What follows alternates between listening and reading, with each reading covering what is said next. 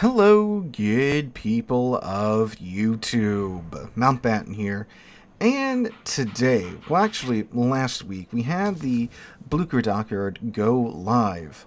Now, the Blücher dockyard was pretty hotly anticipated because, well, we were getting the Blücher, the third of 5 Hipper class heavy cruisers that were built during World War II. It's a real still historical ship, it's a premium ship, and of course, it's a bit better than the Prince Eugen and the Hipper, albeit at Tier 9. I thought it was a pretty good ship. I still think it is a really solid ship, and one that is well worth completing the dockyard in order to acquire.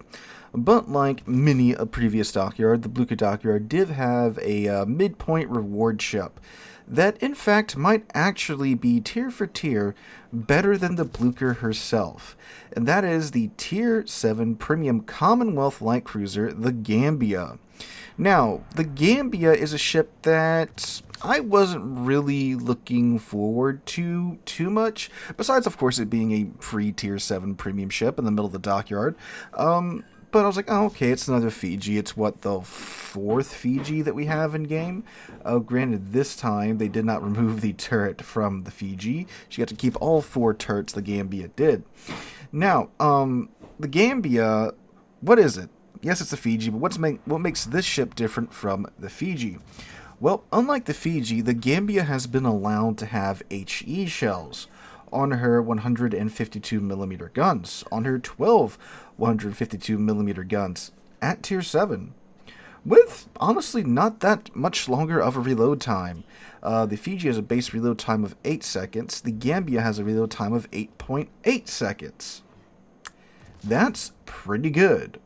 Now, these 152mm guns with with IFHE can pin 31mm of armor. At Tier 7, that is more than enough for what you need to deal with, and you still have a 6% fire chance before you go ahead and throw any type of commander skills or flags on your ship to get your fire chance up anymore.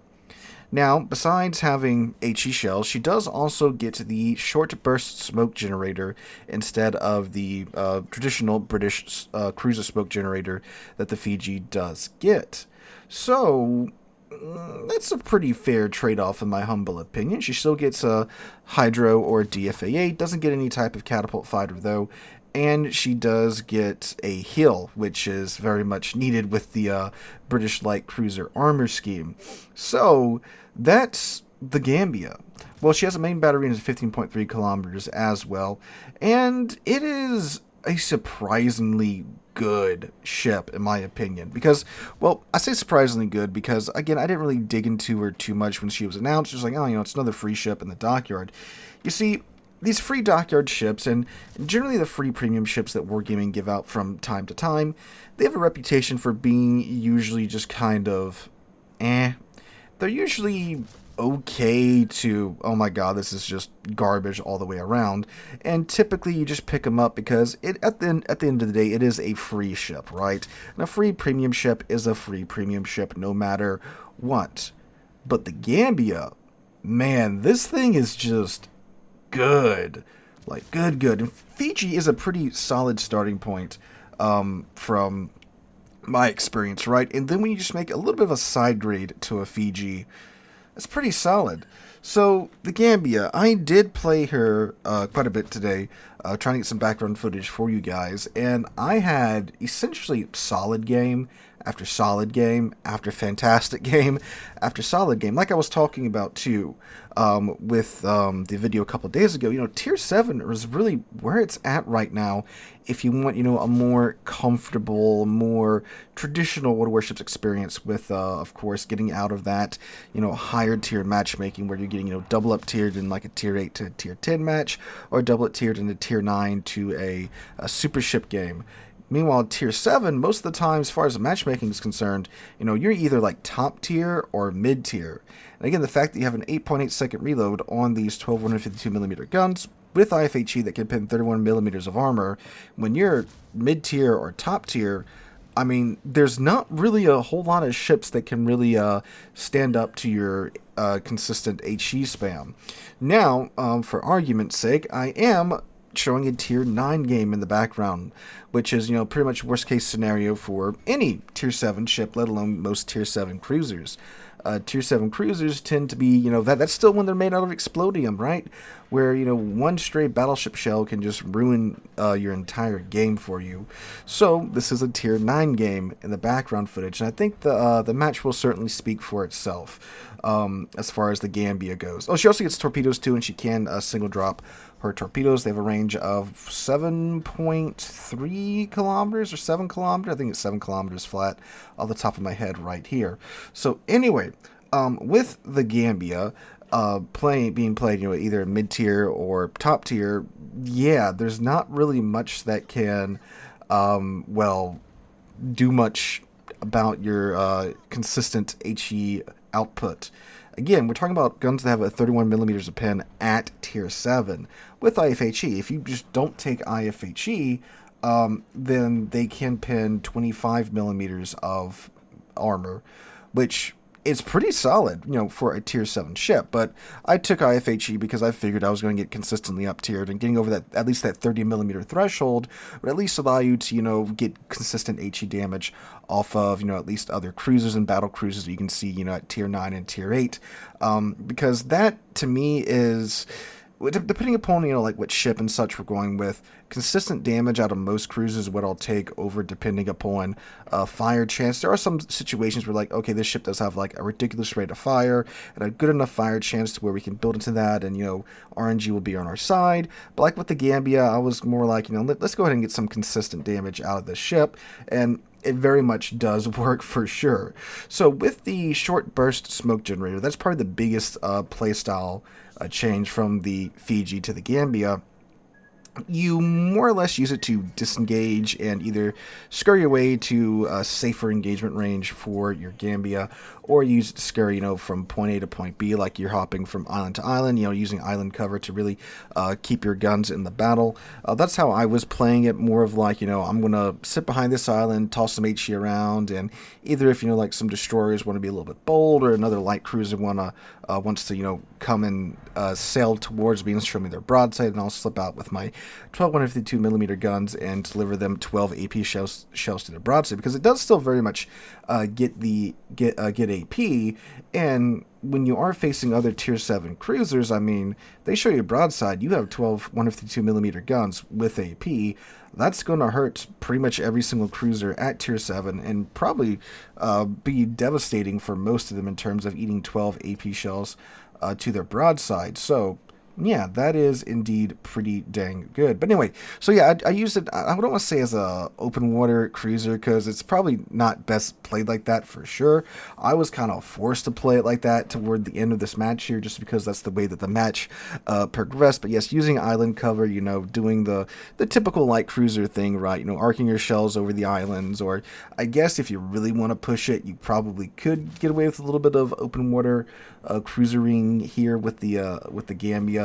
I did for a long time at the end of this match. I do have the rudder mod on for that quicker rudder shift time, which definitely did help in this match as well.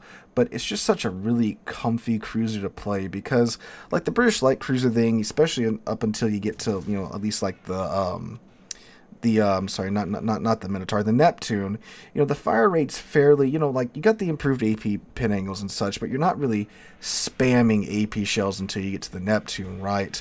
So the I'll say the Fiji, the Gambia here, you know, makes the Fiji so much more comfortable to play because of those HE shells, right? So you've got that source of consistent HE damage and fire chance on top of that as well. But you got to play a little bit riskier, because you can't just sit there in the smoke screen and farm for days like you can with the other British light cruisers. But you still get the torpedoes, you still get the AP shell, we still get AP shells, and you still get, and you get the HE shells on top of that, and of course the hydroacoustic search. So this ship is very, very good for dealing with destroyers, with, you know, that combination of hydro and the HE. Now it is only 4 kilometer hydro, but again, we're talking about tier 7 here, so that's definitely, you know, in the usable range for hydro at tier 7 in terms of, you know, trying to deal with destroyers. Definitely, you know, more than usable enough to spot their torpedoes and push their smoke if they are though, you know, right? I'm not saying, you know, pop the hydro and then go sail into the cap at the beginning of the match and try to bully the destroyer out of his smoke within the first 2 minutes of the game. Not talking about that. Talking about, you know, when they like smoke up and farm you, and, you know, they don't have too many friends around, by all means pop that and go, you know, walk in their face with your 152 millimeter guns with HE. And to most, you know, tier 7, tier 8, and tier 6 cruisers, destroyers, that's just going to be an absolutely terrible, terrible time for them, all in all. So the Gambia is really nice. It's a really nice tier 7 premium light cruiser. I can see this thing popping up a lot in like tier 7. You know, Frank's at tier 7, Brawls are at tier 7. It's probably going to be a fairly popular ship. Well, maybe not Brawls, but, you know, any like tier 7 competitive mode, I can definitely see the Gambia showing up. But above all else, above it being, you know, a good tier 7 ship, a good tier 7 premium ship, and being, you know, a premium ship, it's also a free ship that you get by just completing the 8th stage of the dockyard. So that is very much worth it, in my humble opinion. It's so good, in fact, I wouldn't be surprised if it got, you know, nerfed a little bit. Maybe not. I mean, it is a British light cruiser after all. You know, it's got 60mm bow and stern. It can very much get clapped if you, you know, you vibe too close to the sun, right? But it is a good, free, premium ship, and one that I would highly encourage you guys to get out of the dockyard. I mean, you can complete all but 2 stages of the dockyard for free and get those rewards. I would definitely go for that, or at the bare minimum, make sure you pick up the Gambia, because she is well worth grinding out those 8 stages. I'm not the best light cruiser player, and I'm able to make this thing work no problem whatsoever. So if myself can make this work, you most certainly can, I promise you. As long as you're getting like the basics down about light cruisers, you know, don't go sailing in front of enemy battleships and selling broadside and sitting still. You think that's like, well, no, duh, Sealord, but you'd be surprised. You would be surprised for sure. Now, keep in mind, too, that since this is such a good Tier 7 premium ship, with HE, with good HE, with, you know, get the 31mm pins with IFHE, this ship is more than capable of farming damage off of Tier 9 ships.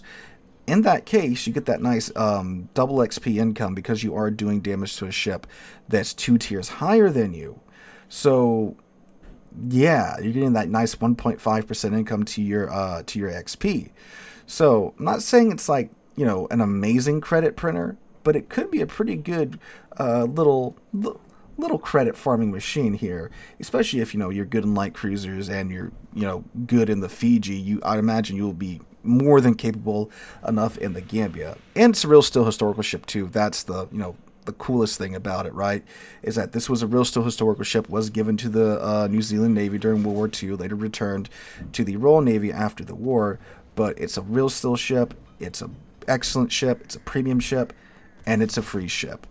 That is, you know, all top marks in my humble opinion. So, guys, make sure you pick up the Gambia before the Blücher dockyard does come to an end.